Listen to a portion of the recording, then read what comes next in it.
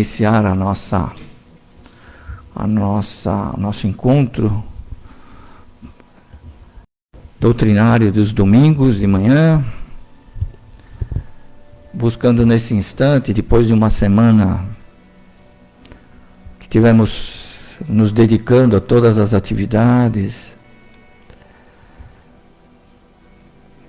diárias nossas, vamos agora consagrar esses próximos momentos para nos vincularmos com as correntes espirituais que, partindo do coração de Jesus, busca nos envolver nesse momento, silenciando o quanto possível as nossas emoções, buscando focar o nosso pensamento como se estivéssemos diante do Mestre querido, aqui representado pelos bons espíritos, que em grande quantidade nesse momento chegam até nós, entrando neste ambiente, ficando ao lado de cada um de nós, nos tocando suavemente, como generosos e fraternos amigos que nos abraçam, buscando favorecer a elevação dos nossos pensamentos, colocando em nossos pensamentos a vontade, para que esses pensamentos possam elevarem-se e se conectarem ao alto, recebendo em retorno a resposta de Jesus na forma de muito amor, de muito carinho. E é nos dirigindo à vossa presença, Senhor, que iniciamos louvando o vosso nome, louvando os vossos ensinamentos e os vossos exemplos, para em seguida vos dizer da nossa imensa gratidão por tudo quanto estamos recebendo nesse momento, não só a oportunidade do aprendizado, mas também, principalmente, este convívio mais próximo com o vosso amor. E vos rogamos, Senhor, empresta-nos da vossa paz, da vossa harmonia, da vossa serenidade, permitindo assim que os bons espíritos que em vosso nome aqui se encontram possam nos amparar, nos assistir, nos auxiliar, nos inspirar, dilatar a nossa capacidade de compreensão para que possamos extrair das lições da manhã de hoje o conteúdo moral que elas contêm e os utilizando no nosso dia a dia, buscando o nosso processo de transformação moral, que é de longe o nosso maior e principal desafio da atual existência. Abençoa-nos a todos, em especial, Senhor, abençoa o nosso querido Sérgio, que se voluntaria, se apresenta para ser, na manhã de hoje, o vosso porta-voz, trazendo-nos a mensagem querida para os nossos corações e para o nosso engrandecimento. Muito obrigado, Jesus. Muito obrigado, equipe espiritual. Que assim seja. Muito bem, então hoje nós estamos aqui com a presença do Senhor. Ele me falou para não chamar de Senhor, mas o Sérgio Gilmar Mariotti. Acertei? Sérgio Gilmar, tá vendo? Fiz a lição de casa. O Sérgio, ele é do Núcleo Espírita O Semeador, e que Deus o abençoe pelo gesto, pelo carinho de atender aqui o nosso convite. Bom dia a todos. Eu que agradeço o convite, né? É sempre uma satisfação muito grande. Eu venho aqui me apresentar também na condição de aprendiz, viu, pessoal? Né? E a gente agradece a confiança que a casa deposita na gente, que estamos aqui para compartilhar estudos que nós fazemos, né? É um domingo maravilhoso, estamos sendo premiados, né, com a presença do sol nesses dias de frio, né? E o tema da reflexão de hoje é necessário acordar, né? E vejam que interessante, assistindo uma palestra essa semana, o filósofo fez um comentário interessante a respeito da importância da existência, né? E o comentário dele é o seguinte, que o ser humano dorme em média 8 horas por dia. Num dia de 24 horas, a gente dorme 1/3 do dia. Olha só que coisa. E a vida hoje, né, a vida média, a gente está falando sempre em média, né? Uns dormem mais, outros dormem menos, né? E a vida média hoje está na faixa dos 75 anos, também em média, né? Então, pensa bem, 75 anos, 1/3 desse período são 25 anos que nós passamos dormindo. É uma reflexão interessante, a gente não para pensar nisso, né? Imagina que de uma vida média de 75 anos, você dormiu ou dormirá 25 anos. E a gente se encontra na segunda-feira e pergunta, o que é que você fez no fim de semana? Qual é a resposta? Dormi o tempo todo. Não é verdade? E ainda acrescenta que não vê a hora que chega o feriado para dormir 3 dias seguidos, não é verdade? E vem aqui o tema, né, do nosso benfeitor espiritual, Emmanuel, através das mãos do Chico, de Francisco Cândido Xavier, no livro Pão Nosso, a lição número 68, necessário acordar. Vejam como é interessante, né, a questão, como é que Emmanuel começa fazendo o comentário. Ele vai fazer uma reflexão a respeito de uma frase, né, do capítulo 5, mais especificamente do item 14, né, que fala o seguinte, olha, desperta, ó tu que dormes, levanta-te dentre os mortos e o Cristo te esclarecerá. Essa frase está na epístola de Paulo aos Efésios, capítulo 5, versículo 14. Aqui a gente já começa a pensar um pouquinho, né, o que Emmanuel quer dizer para nós com necessário acordar, né? E a pergunta que nós fazemos, né? Será que a gente já está acordado para a realidade espiritual? Hoje nós vivemos debaixo de um volume de informações absurdos sob o ponto de vista físico, né? Tanto que essa palestra que eu estava ouvindo falava do aspecto biológico, né? Dormir no aspecto biológico, da necessidade que todos nós temos de descansar após um dia de trabalho, um dia de estudo, né? Isso faz parte do dia a dia, né? Mas aqui Emmanuel está fazendo um comentário a respeito da necessidade que nós temos de despertar para esse vínculo que nós temos com o plano espiritual. Qual é a dinâmica que rege essa realidade, né, do plano físico em relação ao plano espiritual? Nós que estamos aqui despertamos de alguma forma, né, acordamos de alguma forma para as necessidades do espírito. Estamos aqui num domingo de manhã, né, participando da palestra, né?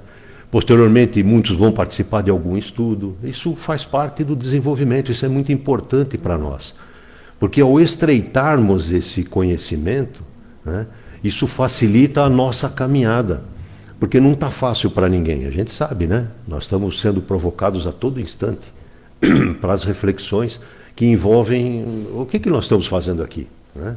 Para onde a gente vai. E isso sempre desperta para nós essa necessidade de passar não só a orientação, mas acima de tudo um estímulo para que a gente possa sempre reagir, né?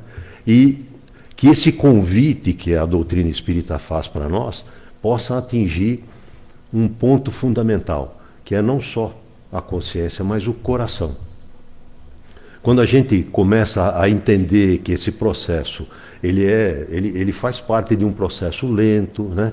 Ele é demorado, depende de cada um esse processo, né? Cada um tem o seu tempo, tem a sua velocidade, mas vejam o quanto é importante a gente estabelecer um critério, um propósito de não desistir desse processo de conhecimento. Muito bem.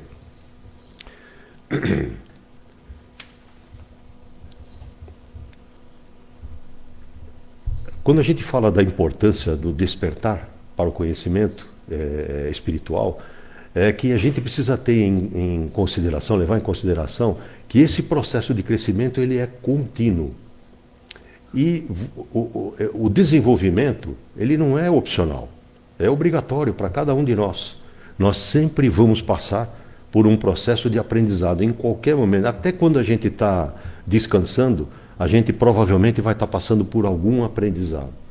Então, aqueles que se encontram despertos, né, que se encontram lúcidos com relação a essa necessidade, vão sempre encontrar, através de uma conversa com um amigo, através da leitura de um livro, através de uma palestra, vão descobrir que até determinado momento a gente estava num sono da alma, né? Porque as situações da vida cotidiana nos deixam basicamente num redemoinho. E se a gente num determinado ponto não desperta para a necessidade de sair daquela zona de conforto, a gente vai se perdendo e as coisas vão ficando cada vez mais difíceis para a gente resolver, né?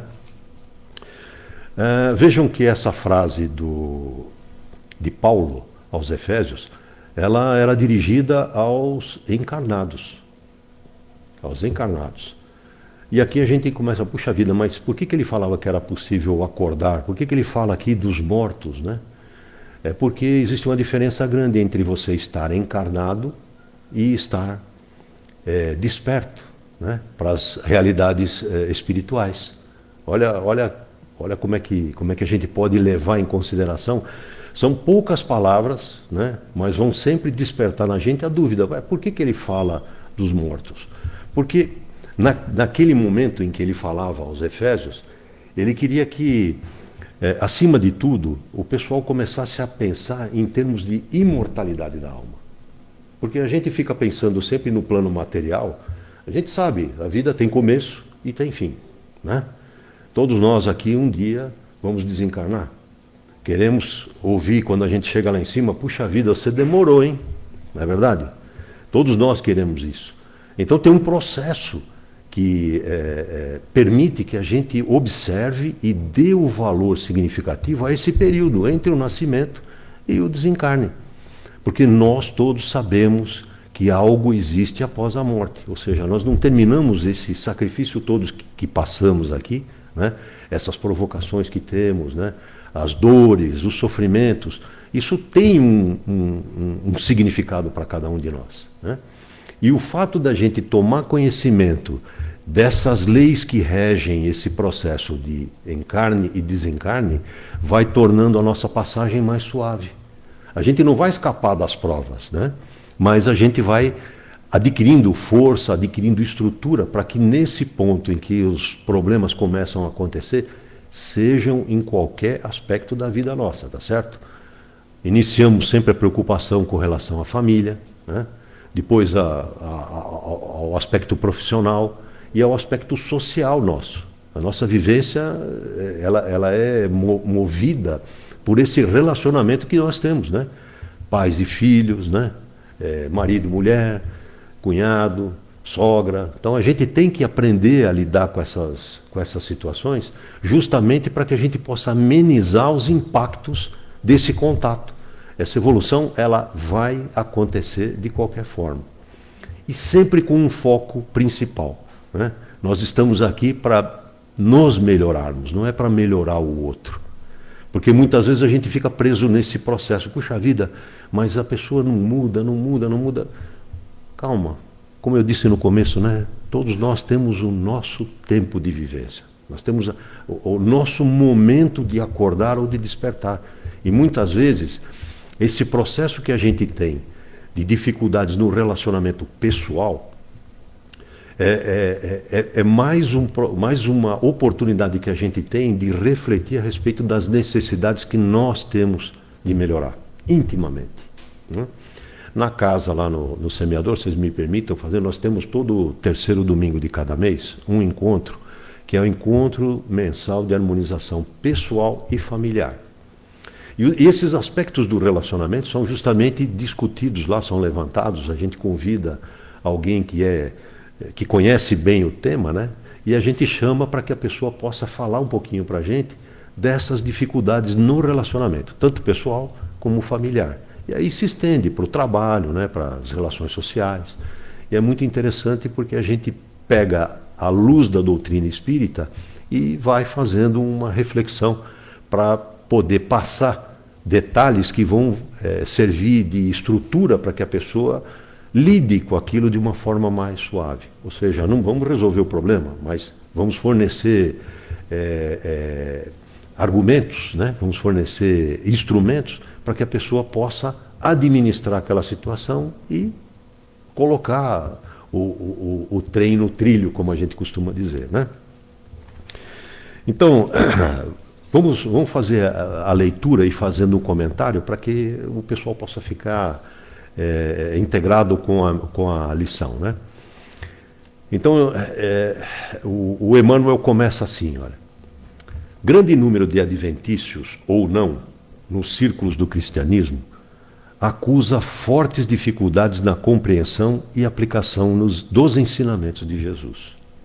Então ele está dizendo aqui que nos círculos do cristianismo você tem pessoas que conhecem e que não conhecem os princípios doutrinários da doutrina espírita, né? Mas que mesmo aqueles que não conhecem é compreensível, porque vai chegar o tempo em que eles vão despertar para esse processo de aprendizado. Uma hora vai chegar a necessidade, vai se cansar daquele processo de sofrimento e vai buscar ajuda.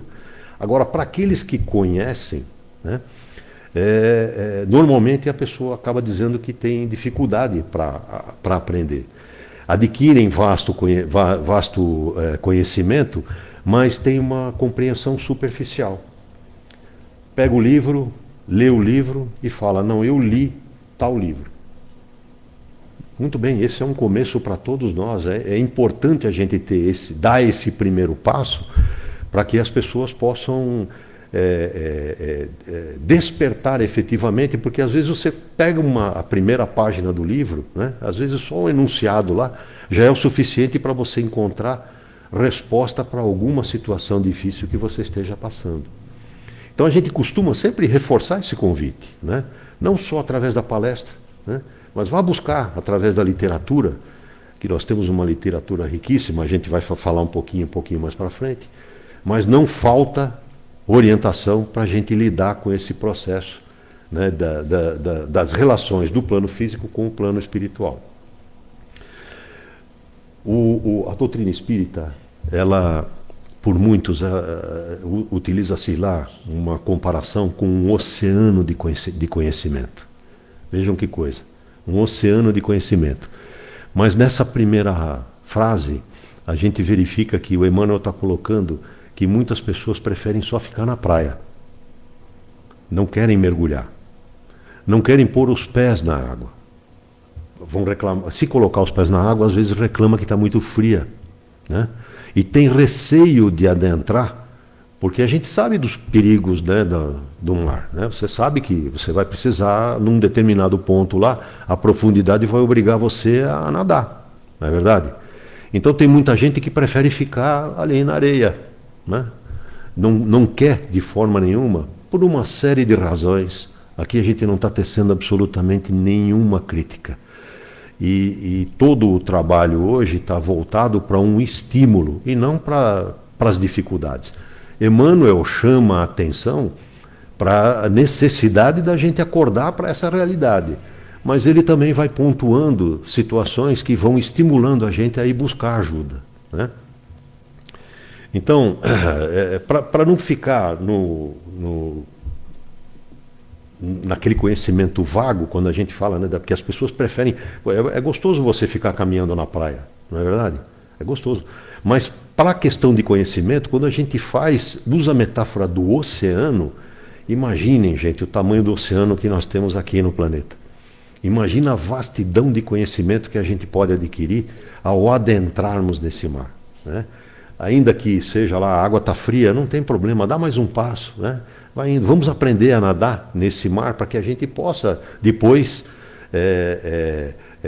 adquirir a confiança para até nadar um pouquinho mais, né? Escapar daquelas ondas principais, né? Ele diz assim, olha, Alguns encontram obscuridades nos textos.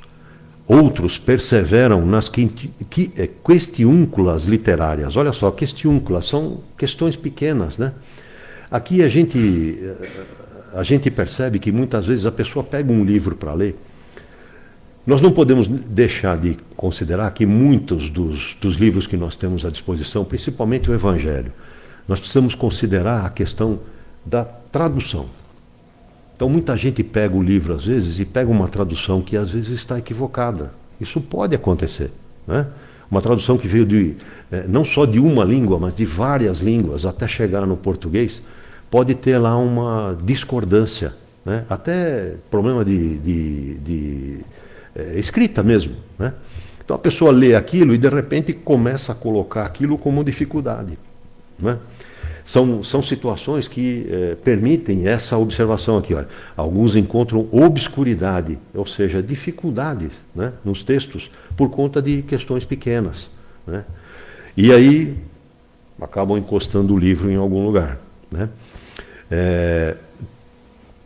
Aqui, quando fala de obscuridades, fala de situações de difícil compreensão. De novo, ninguém sabe tudo, né? A questão, às vezes, você vê uma palavra num livro que você não está familiarizado, né? Por exemplo, essa palavra obscuridade, né? Questiúnculas, são palavras que não são do nosso vocabulário normal. Então, ele estimula a gente a ir buscar o significado. Se encontrou uma palavra lá que você não entende, não tem problema nenhum, vai lá, pega o dicionário, né? A gente tem aí hoje o Google à nossa disposição, com inteligência artificial, que às vezes a gente precisa até tomar cuidado, porque se estende de tal forma. Mas vai lá no velho dicionário, pega lá o significado, e muitas vezes a gente estava tomando aquela frase com uma interpretação, e na verdade, quando a gente vai e pega o significado da palavra, a gente acha outro significado. Isso é muito importante também, né? Inquietam-se, protestam e rejeitam o pão divino pelo envoltório humano de que necessitou para preservar-se na terra. Então, vamos falar aqui, por exemplo, da palestra. Faz parte, pessoal. Pode ser que alguém chegue aqui e não concorde com o que o palestrante falou. Mas não é esse fato que deve afastá-lo do processo de aprendizado, né? Porque ele assistiu uma palestra e toma essa palestra como base, ou seja, como ponto de reflexão para uma vida toda. E o processo de aprendizado, ele é lento e contínuo. Então a gente não pode parar simplesmente porque não concordou com alguma coisa que ouviu aqui na palestra, né? Me perdoa, o pessoal está ouvindo lá no fundo, às vezes eu me afasto, ok? Então ouve alguma coisa que não gostou, inicia uma leitura. Vejam que coisa interessante, a gente percebe isso nos cursos, né? O Jair falou aqui dos cursos, o convite que se faz. Veja, não precisa nem inscrição, não é só um convite para participar.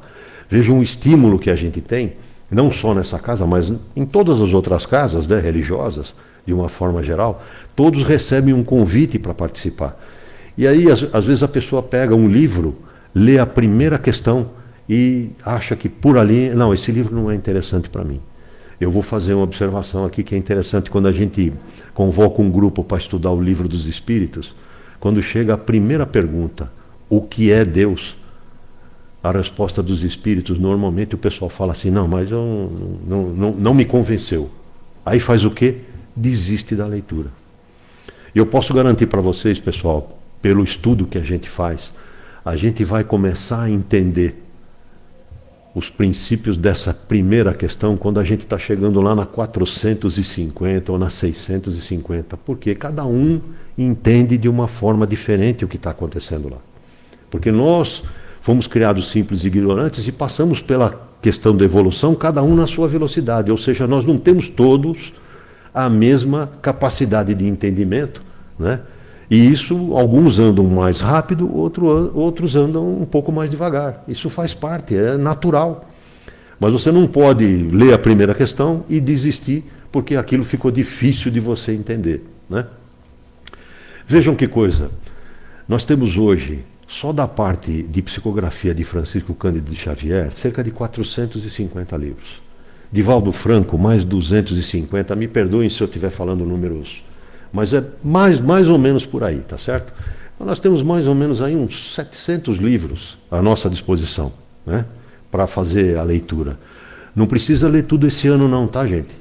Pode ir um pouquinho por vez, não precisa se apressar. Mas o estímulo é pegar um livro e fazer a leitura de uma mensagem. Quanto tempo você vai levar para fazer isso? Quanto tempo a gente leva para ler uma mensagem de uma página? Às vezes a gente não está falando de 5 minutos. No final do encontro, eu reservei uma mensagem de Joana de Ângeles, que é um estímulo em relação ao tema que nós estamos falando aqui. Ela leva 2 minutos e meio. 2 minutos e meio. E aí depois vocês vão julgar, né? Vocês vão refletir a respeito do conteúdo dessa mensagem, que é para cada um, né? Na sequência ele diz assim, olha: esses amigos, entretanto, não percebem que isto ocorre porque permanecem dormindo, vítimas de paralisia das faculdades superiores. Olha o Emmanuel chamando a atenção e estimulando. Ele está dizendo que nós estamos paralisados diante de nossas faculdades superiores. Ou seja, todos nós aqui temos a centelha divina, nós temos esse conhecimento, temos as leis divinas gravadas na nossa consciência. O processo de despertamento é só lembrar que nós já sabemos isso. Então ele está falando aqui o quanto é importante a gente se envolver, buscar com o sacrifício esse conhecimento que nós tanto precisamos para amenizar o nosso sofrimento. E quando a gente fala amenizar, tem uma prece que fala que, em verdade, a prece não liberta do sofrimento nem afasta das provações, mas como um sol abençoado, dilata a visão, facultando o discernimento e ampliando os limites do entendimento. Olha que coisa. Esse é o processo em que você, ao estruturar o conhecimento que você tem, toda vez que você bate de frente com um problema, alguma coisa vai dizer para você: lembra daquilo que você leu? E as provocações não são poucas. E nós não podemos esquecer que nós sempre temos um anjo guardião nos auxiliando. Ele está sempre junto de nós. Jair mencionou isso aqui na abertura do trabalho, falando que nós sempre temos alguém nos ajudando, né? Prova disso que você veio aqui auxiliá-lo rapidamente, não veio? Então nós temos que pensar nesse processo, mas o fato da gente ter conhecimento daquilo, favorece, né, o nosso engajamento com a coisa. Então, aí ele segue. Na maioria das ocasiões, os convites divinos passam por eles sugestivos e santificantes. Todavia, os companheiros distraídos interpretam-no por cenas sagradas, dignas de louvor, mas depressa relegados ao esquecimento. Aqui é aquela história de a criatura vem, assiste a palestra, se comove com o que foi dito, com o que foi lido, mas aquilo não fixa no coração. A gente nota isso também quando a gente vê, por exemplo, uma imagem, né, que mexe com a gente. Normalmente, quando nós estamos aqui iniciando uma prece, a frase "pense em Jesus". Pense em Jesus, ela promove em cada um sentimento completamente diferente, mas estimula a prestar atenção naquilo que vai ser dito na sequência. Só que o que ele fala aqui é que aquele momento vale. Viu a foto, assistiu um filme, porque, gente, hoje nós temos inúmeros filmes a respeito da doutrina, inclusive, não só da doutrina, né, mas a respeito de espiritualidade, que promovem na gente uma reação, um sentimento muito forte. As reações são as mais diversas possíveis, né? Mas choca naquele momento e depois cai no esquecimento, né? A gente costuma falar, a pessoa chega na palestra, assiste a palestra, presta atenção, né? Participa, toma o passe, depois sai daqui e começa a fazer novamente as mesmas coisas que sempre fez, né? Faz parte do aprendizado, gente, porque muitas vezes a pessoa precisa passar várias vezes por aquela situação para que ele desperte e reconheça que aquele não é o caminho, aquele caminho está fazendo mal para ele, né? Veja a situação que hoje envolve a violência no trânsito, né? Como é fácil, através de uma pequena provocação, a gente se descontrolar. E quando a gente tem o pensamento voltado para situações de controle, ninguém aqui está dizendo que é fácil, tá, pessoal? Ninguém está dizendo que é fácil. A gente está falando que é um processo lento, difícil, exige esforço, né? Mas se você não está preparado, às vezes uma bobagem aí, para quem costuma falar, eu não levo desaforo para casa, cuidado, porque você pode levar uma coisa muito pior para casa, né? Esse processo de aprendizado permite que nesses momentos você reflita antes de tomar uma atitude. É aí que de repente o fato de você deixar a pessoa que te fechou no trânsito, que te dirigiu uma palavra obscena, que provocou de alguma forma, siga o caminho dela. E você segue o seu, né? Mais uma vez vendo aqui, você não vai controlar, né, o ímpeto da outra pessoa. É você que tem que trabalhar, né? Somos nós. Quando eu estou falando vocês aqui, pessoal, meus ouvidos são os mais próximos, tá? É para mim também. E essa reflexão tem que ser muito forte para nós, né? Aí veja o que ele menciona aqui. Apesar da pessoa prestar atenção naquilo que está sendo dito, ela não absorve, né? E diz o seguinte: olha, o coração não adere, dormitando, adormecido, incapaz de analisar e compreender. Voltamos lá naquela situação, de repente a pessoa que vem dirigir a palestra, ela está usando termos que são de difícil compreensão. Isso acontece também, tá? Às vezes o hábito, o conhecimento da pessoa, muitas vezes promove a utilização de um palavreado um pouco mais difícil de entender. Faz parte, né? Mas isso não deve ser motivo, novamente, não deve ser motivo para a gente desistir do processo de aprendizado. E senão, qualquer coisinha que acontece, a gente desiste, né? Então ele diz assim, ó, seja, não tocou no coração, não há comprometimento efetivo e definitivo. Aqui a gente pode falar da diferença quando a gente pensa em Jesus, né? Pensa na época que ele esteve conosco. Pensa no comprometimento do discípulo e pensa no comprometimento da multidão, né? O discípulo seguia Jesus, por quê? Porque aquilo tocou o coração de cada um deles, de maneira diferente, claro, mas tocou o coração. Agora a multidão ia atrás do quê? Ia atrás do milagre, né? Ia atrás do milagre. O milagre acontecia, a multidão estava presente. Depois saía de lá e aquilo já não fazia mais diferença. Continuava querendo só ver os milagres. Não parava para pensar o que é que tinha por trás daquilo. E Jesus nunca deixou de falar, né, que aquilo era uma concessão do Pai, né, concessão de Deus. E que ele queria que as pessoas aprendessem a lidar com isso. Não é verdade? Tanto que a mensagem final é justamente sobre esse ponto, né? O que Jesus queria dizer para nós desde o começo. Sempre, todo o ensinamento que ele fazia, ele deixava um ensinamento para nós, todo ele. Falando um pouquinho da dificuldade, está me lembrando aqui uma passagem de Jesus interessante para a nossa reflexão também. Jesus não perdia a oportunidade de se reunir em família.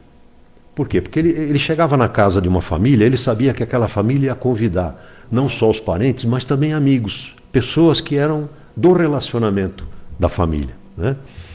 E num desses encontros, ele foi visitar uma família que era que criava cabras, né? Então, como Jesus não perdia a oportunidade, ele ficou ali, né, verificando o que é que acontecia na casa. E a esposa do proprietário da casa chegou para ele e falou assim: mestre, tenho dificuldades em entender as coisas do Espírito. Como posso fazer para melhorar isso? Jesus pensou um pouquinho e disse para ela assim: vocês criam cabras, não criam? E naquela época, pessoal, o leite era um alimento super importante na dieta, né, do pessoal. E Jesus, para não perder a oportunidade, ele disse assim: o que é preciso fazer para armazenar o leite? como alimento divino. Aí ela falou assim, é preciso limpar o vaso das impurezas. Aí Jesus finalizou a lição dizendo o seguinte, pois faça isso, limpe as impurezas do seu coração e os ensinamentos do Espírito vão ficar muito mais claros para vocês. Por quê? Porque se você não limpa o vaso que você vai colocar o leite, o que vai acontecer? Vai azedar. Vai azedar. Então nenhum alimento limpo, rico de proteínas, colocado num recipiente sujo, vai ser conservado. Vejam como é que Jesus, ele realmente não perdia a oportunidade de deixar um ensinamento para a gente. Né? E quando a gente fala de família, né, é a grande oportunidade que a gente tem de, ao exercitarmos esse conhecimento que a gente tem, e servindo de exemplo, né? Aquela história da água mole, né? Vai batendo na pedra, uma hora ela vai fazer lá o efeito que ela precisa fazer, né?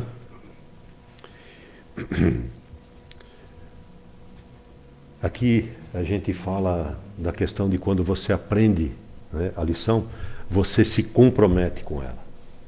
Nós falávamos um pouquinho sobre isso, da questão do comprometimento, né?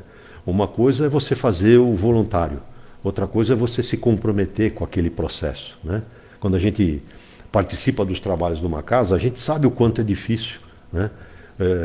Sair daquele quadro de que o voluntário não é um compromisso. Voluntário eu vou quando eu posso. Compromisso não, compromisso você assume de estar lá presente sempre que for possível, sempre, né? Não quando, mas sempre que for possível, porque problemas acontecem.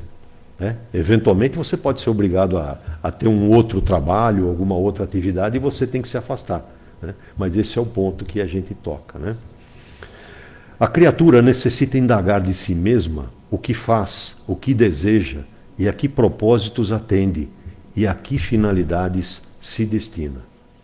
Aqui ele chama atenção para o conhecer-te, conhecer a si mesmo, né? Questão 919 do Livro dos Espíritos, né? Em que Santo Agostinho faz uma observação, né? O que você pode fazer para se melhorar? Como é que você pode refletir a respeito dos problemas que você tem e que precisa melhorar? E aqui nós precisamos fazer uma paradinha, né? Sempre lembrar do seguinte, muita gente acaba se conhecendo, mas aí acaba chegando à conclusão de que vocês vão ter que me engolir desse jeito, não é verdade? Né? Então, quando acontece esse tipo de coisa, mais uma vez a gente reforça o aspecto de que você está trabalhando em você, para que você se melhore. Quando você reflete se você fez o mal para alguém, né, como o Santo Agostinho falava, você chega de noite, para e fala assim, puxa vida, eu errei contra alguém, eu errei contra mim mesmo, porque a reflexão não é só em relação ao outro, é em relação a você também. Eu descuidei de mim, eu descuidei do outro, eu fui ofensivo em algum momento, desrespeitei as leis divinas em algum momento. E aí você, refletindo sobre isso, reconhece o erro e toma providências para mudar. Porque senão você vai falar assim, não, eu sou assim, sei que eu sou assim, mas bom, tem que me engolir. Então isso não é conhecer a si mesmo, né? Não é reconhecer que você precisa mudar, né? Aqui, vamos lá, o conhecimento de si mesmo, só para complementar a frase, é a chave do progresso individual. É se conhecer, reconhecer que precisa mudar e efetivamente pôr esforço nisso. Esse é o processo, né? Faz-se indispensável examinar-se, emergir da animalidade e erguer-se para senhorear o próprio caminho.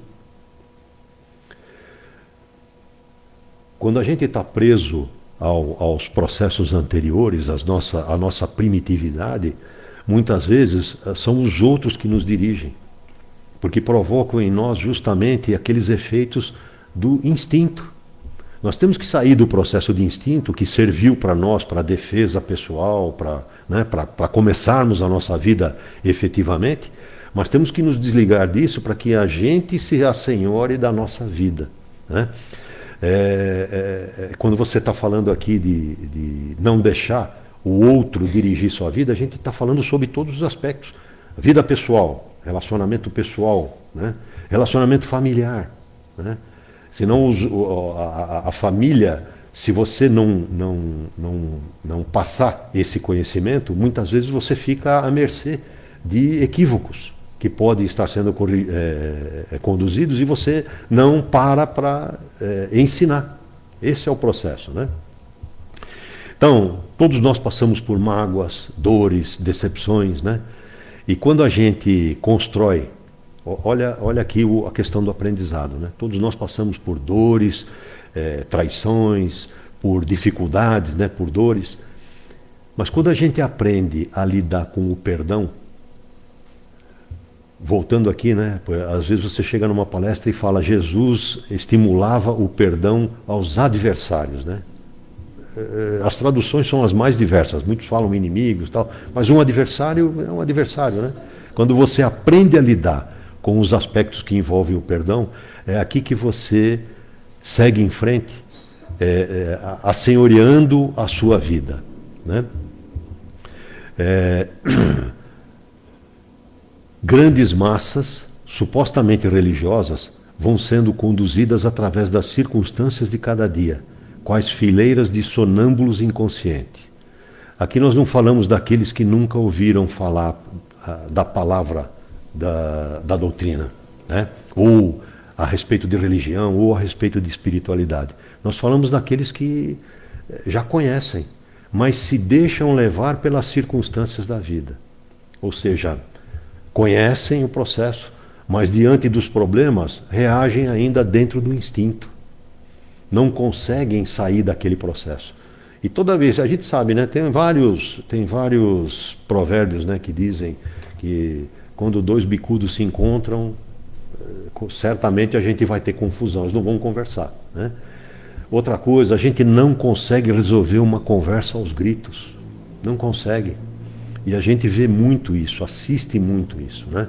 Então, cada um querendo que a sua opinião seja a única, não tem diálogo, né? O pessoal fica preso ao monólogo, só quer ser ouvido, não quer ouvir. Esse processo é profundamente difícil para cada um de nós, né? Falam-se em Deus, em fé, em espiritualidade, qual se respirassem na estranha atmosfera de escuro pesadelo, né? É como se a espiritualidade não fizesse parte dessa vida normal que nós temos. Quando nós falamos lá no início, né? Nascer, desencarnar, né? Nós temos que aprender a aproveitar esse intervalo, né? Porque quando nós chegamos no plano espiritual, nós vamos despertar lá não como anjos, vamos despertar da mesma forma que saímos daqui, né? Com as mesmas paixões, os mesmos vícios, as mesmas dificuldades. Só que vamos enxergar com um olhar diferente, reconhecendo aquilo que fizemos como equívoco. Porque lá a gente desperta de uma forma diferente, né? A gente desperta realmente para o erro. Ou seja, não vamos chegar lá e passar por um tribunal com meia dúzia de senhores, cabelinho branquinho, barbudinhos. Não, nós vamos lidar com a nossa consciência, única e exclusivamente. Então, a necessidade da gente aproveitar esse intervalo da encarnação, a gente pode dizer, essa é a encarnação mais importante que nós já vivenciamos. Então, por que perder a oportunidade de valorizar, de melhorar aquilo que nós estamos fazendo? Através do estudo, através da prática, né? Olha como é importante a gente refletir a respeito da importância da existência, né? E que não se fala só em espiritualidade, não. A gente está falando aqui também sobre o aspecto filosófico, né? A importância da existência, né? O grande problema nesse aspecto aqui, dessa observação de Emmanuel, é de que ele fala que quando a gente toma conhecimento e começa a olhar que as coisas são difíceis, tudo é difícil, tudo é sacrifício, a gente recua. E aí é que está o problema, né?